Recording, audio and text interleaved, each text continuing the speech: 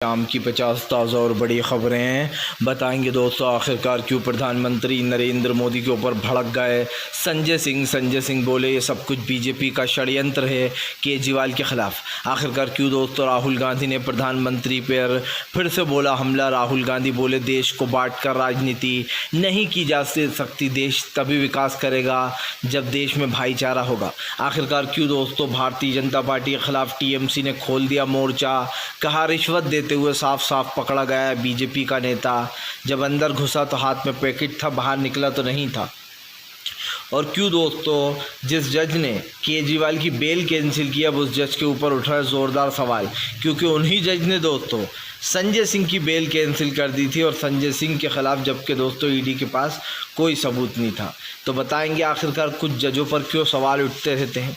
तमाम मुद्दों पर होगी बात, लेकिन उससे पहले अगर आपने अब तक हमारे चैनल को सब्सक्राइब नहीं किया है जल्दी से कर लीजिए। पास में घंटी आएगी, इसको भी दबाइए ताकि हर वीडियो की जो अपडेट है वो आप तक पहुंच पाए। दरअसल दोस्तों आपको बता दें चले बीजेपी के ऊपर जमकर भड़कते हुए नजर आए दोस्तों जो है यहाँ पर राहुल गांधी बोले देश का विकास तभी हो सकता है जब देश में भाईचारा हो। राहुल ने कहा देश में दरार डालकर या देश में अपनों को लड़ाकर कभी भी हम विकास नहीं कर सकते।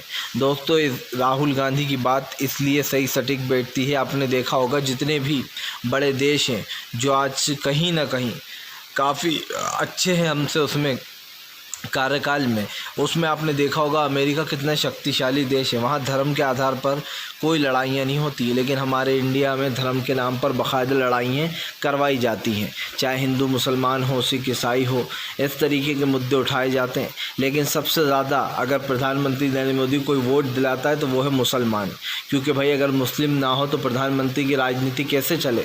मुसलमान के कंधे पर बंदूक रखकर चलाना पीएम नरेंद्र मोदी की पुरानी आदत है। मान लीजिए कोई भी विपक्ष पार्टी है, प्रधानमंत्री उसको मुस्लिम लीग से जोड़ डालते हैं। आपको बता दें चले दोस्तों अरविंद केजरीवाल को बेल ना मिलने के ऊपर भड़के संजय सिंह ने बीजेपी को जमकर लपेटा। संजय सिंह ने भारतीय जनता पार्टी के ऊपर जमकर बोला बड़ा हमला। संजय सिंह बोले जाहिर सी बात है दोस्तों अरविंद केजरीवाल को बेल ना मिलने के ऊपर संजय सिंह ने भड़ास निकाली। संजय सिंह ने कहा कि फ़िलहाल कभी कभी न्याय मिलने में देर होती है, लेकिन आपको बताते चलें कल जब केजरीवाल को बेल नहीं मिली तो बीजेपी काफ़ी खुश हुई और कहा कि देखो भाई अरविंद केजरीवाल जो बार बार कहते फिर रहे थे कि उनकी गिरफ्तारी इनलीगली हुई है, वो बिल्कुल भी नहीं हुई। दरअसल दोस्तों कुछ जज ऐसे हैं जिनके ऊपर सवालिया निशान उठी जाते हैं, वो चाहे कैसा ही फैसला दें, क्योंकि उनके जो फैसले होते हैं वो ज़्यादातर बीजेपी के पक्षकार होते हैं।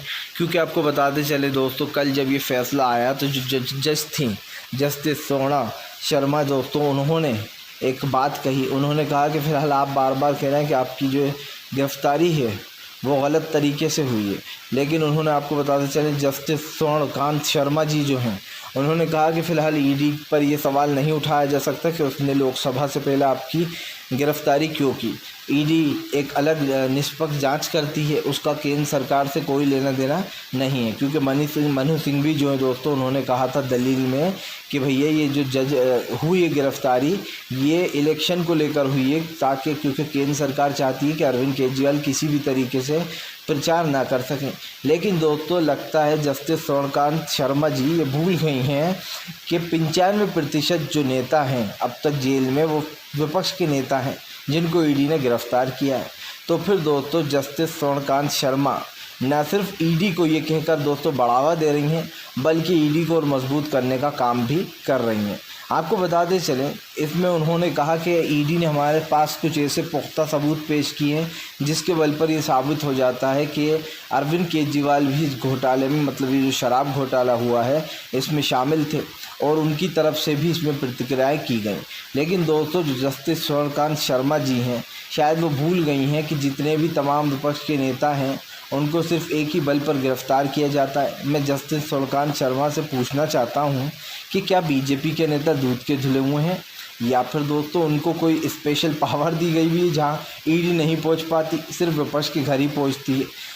ये सब लोग देख रहे हैं दोस्तों, टीएमसी के नेता हों, कांग्रेस के हों, आरजेडी के हों या फिर तमाम विपक्ष पार्टियों के नेता हों, उन सबको दोस्तों चुनाव से पहले गिरफ्तार किया जा रहा है।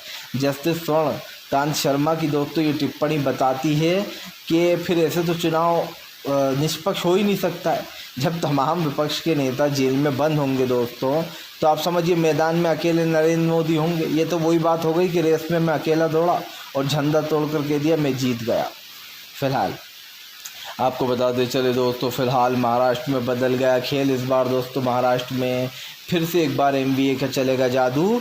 भारतीय जनता पार्टी को लग रहा है महाराष्ट्र में बड़ा झटका। दरअसल आपको बता दें चले, महाराष्ट्र में 48 सीटें हैं लोकसभा की। इन 48 सीटों में से दोस्तों आपको बता दें चले 21 पर उद्धव ठाकरे चुनाव लड़ने जा रहा है, क्योंकि एमवीए की बात बनने के बाद बीजेपी को बड़ा झटका लगा है। 28 में से 21 सीटों पर उद्धव ठाकरे लड़ेंगे, 17 सीटों पर कांग्रेस चुनाव लड़ेगी और 10 सीटों पर एनसीपी लड़ेगी। आपको बता दें चले, अजीत पवार के पार्टी तोड़ने के बाद ये शरद पवार का पहला चुनाव है। ऐसे में शरद पवार को 10 सीटें दी गई हैं। हालांकि दोस्तों जब वोट मिलते हैं तो शरद पवार के नाम पर ही मिलते हैं। दोस्तों चाहे कुछ भी हो, अजीत पवार कहलाएंगे गद्दार ही, क्योंकि उन्होंने न सिर्फ अपने चाचा की पार्टी तोड़ दी, बल्कि दोस्तों उनकी पार्टी का नाम और सिंबल भी छीन डाला। यही कारण है जो चुनाव आयोग पर सवाल उठते रहे हैं।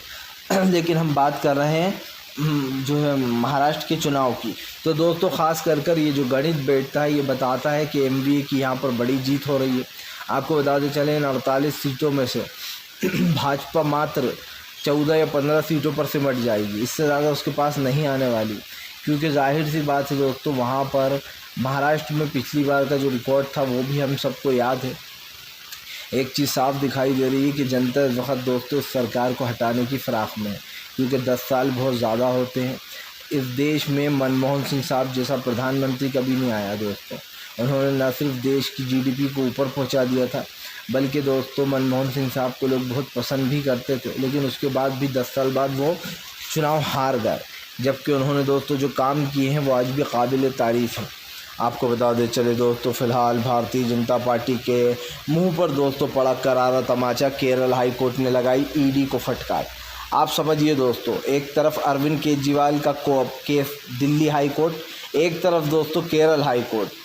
आपको बताते चले दोस्तों, केरल हाई कोर्ट ने वो कर दिया जो दिल्ली का हाई कोर्ट कल नहीं कर पाया केजरीवाल के केस में। आपको बताते चले, केरल के हाई कोर्ट ने ईडी को फटकार लगाई। दरअसल मामला था दोस्तों जो यहाँ पर सीपीयू के उम्मीदवार को लेकर। सीपीयू के उम्मीदवार को बार बार पेश होने के लिए ईडी बोल रही है, उनको तलब किया जा रहा है और मजबूर किया जा रहा है। इसके ऊपर केरल हाई कोर्ट ने ईडी को फटकार लगाई। ईडी को फटकार लगाते हुए जो है डॉक्टर थॉमस ऐसाक को लेकर सुनवाई हो रही थी। डॉक्टर थॉमस को लेकर ये सुनवाई थी। सीपीयू के नेता हैं, उनको लेकर कि जानबूझकर बार बार उन्हें परेशान किया जा रहा है ताकि दोस्तों चुनाव न लड़ पाएँ और ईडी उनको पेश करके तलब करवा कर गिरफ़्तार कर ले। लेकिन वो ईडी के सामने पेश नहीं हुए। इसी को लेकर ईडी हाई कोर्ट पहुंच गई केरल के, जिसके बाद केरल हाई कोर्ट ने फटकार लगाई। केरल हाई कोर्ट ने कहा कि फ़िलहाल चुनाव से पहले इस तरीके से किसी कैंडिडेट को परेशान करना और उसे मजबूर करना कि वो आकर जो है यहाँ पर पेश ही हो, ये गलत है। इस चीज़ को लोकसभा के मतलब चुनाव के बाद देखना चाहिए था और बार बार उनको परेशान करना बंद करना चाहिए ईडी को फटकार लगाते हुए साफ ही आदेश दिया है कि चुनाव से पहले विपक्ष के नेता को ऐसे तंग करना और परेशान करना ये सही नहीं है। आपको बताते चले दोस्तों, यही बात अगर दिल्ली हाई कोर्ट कहता तो कितना अच्छा लगता। कि सब जानते हैं दोस्तों कि जिस केस में संजय सिंह को इतने दिन तक सज़ा भुगतनी पड़ी, लगभग 6 महीने मानकर चलिए। और दोस्तों ये तो खैर कल सब तैयार थे कि दोस्तों ये जो जज हैं जिनके पास केस गया था केजरीवाल का, ये बेल कैंसिल ही करेंगी केजरीवाल की। मतलब जो भी उनका मैटर था, हालांकि केजरीवाल ने बेल नहीं मांगी थी, उन्होंने कहा था कि उनको इनलीगली गिरफ़्तार किया गया है। लेकिन दोस्तों वो जो जज थी उन्होंने संजय सिंह की भी बेल कैंसिल कर दी थी। उनसे उम्मीद यही थी, जैसे कि मैंने पहले भी कहा दोस्तों, कई जज सवालिया निशान पर